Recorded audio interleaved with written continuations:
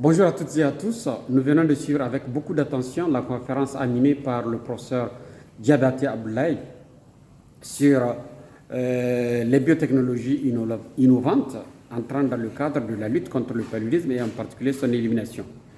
Eh bien, on peut tirer plusieurs enseignements à l'issue de cette conférence et j'ai retenu essentiellement 4 points essentiels. 1. Les enseignements qu'on peut tirer de la carrière du professeur Abdoulaye Diabaté. 2. Les thématiques de recherche. 3. L'importance des sciences sociales et particulièrement de la communication dans le domaine de la recherche. Et enfin, le 4e point qui est relatif à la barrière de la terreur dans le cadre de certaines thématiques comme la technique de GenDrive.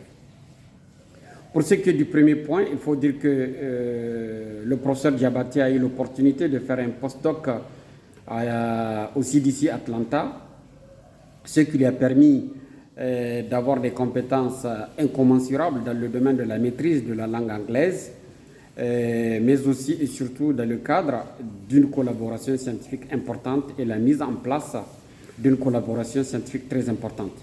Donc pour cela, j'attire l'attention des jeunes chercheurs sur l'importance de la langue anglaise, sur l'importance de la collaboration scientifique, sur l'importance d'accéder à certains plateaux techniques internationaux pour avancer dans leurs recherches.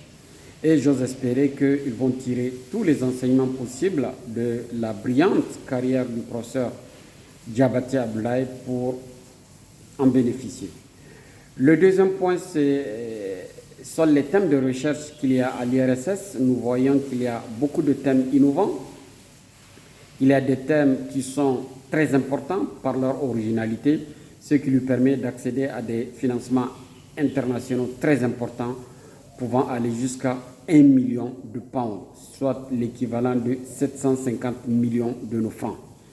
Donc nous encourageons nos jeunes chercheurs à être aussi très ambitieux et à soumettre à des grands internationaux comme Bill et Melinda Gates, comme le Wellcome Trust. En ce qui concerne aussi les thématiques de recherche, nous voyons qu'il y a des thèmes très importants tels que l'utilisation de Microsporidium MB, le Wolbachia, le GenDrive. Donc si nous voulons des financements, il faut que nous ayons des thématiques innovantes.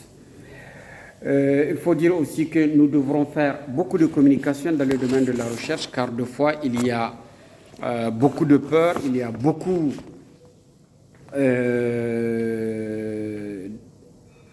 de craintes sur l'impact de nos recherches sur la santé humaine, sur l'interaction entre certains thèmes de recherche et la population sauvage, en particulier de la Nofel, mais aussi et surtout sur l'impact environnemental de certains projets de recherche. Et enfin, je terminerai pour parler de l'importance des sciences sociales, mais aussi de la communication dans la recherche, car sans communication, très certainement, beaucoup de projets de recherche peuvent être court-circuités, car il y aura beaucoup de rumeurs qui ne sont pas fondées. Sur ce, je vous remercie et je profite de l'occasion pour dire tous mes respects au professeur Diabaté Abdoulaye de l'IRSS du Burkina.